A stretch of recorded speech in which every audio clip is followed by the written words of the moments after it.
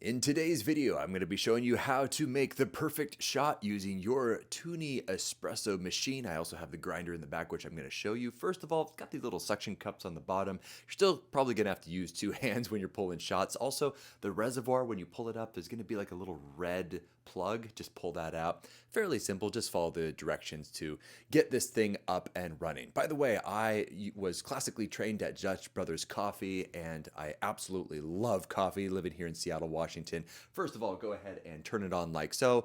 Wait about a minute or so. You can also clear out the steam like that. Turn it off. Pretty intuitive. It's just kind of this touch display.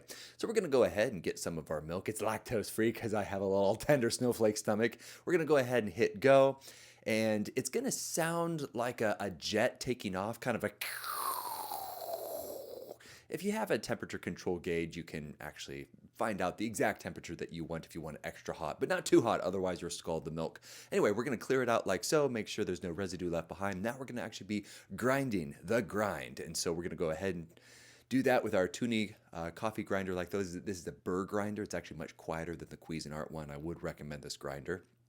And I'm trying to do this with one hand. You can see I'm kind of holding my phone, and you should really have two hands on this thing. You kind of hold it like the Statue of Liberty and go upside down.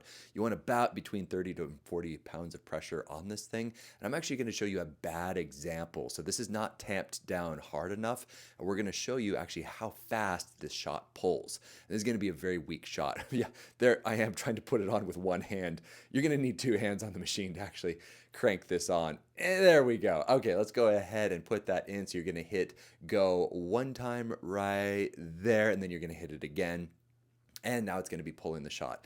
Now what's nice about this machine is it actually has a pressure gauge. So you can kind of eyeball it right there. You can see it's coming out pretty fast and watery. The crema on top is really non-existent. This, again, this is an example of a bad shot. The grind is way too coarse and I didn't tamp it hard enough. And you can see that gauge, it should be in the red zone. That's the good pressure zone, and it is way too weak. There's like no pressure whatsoever.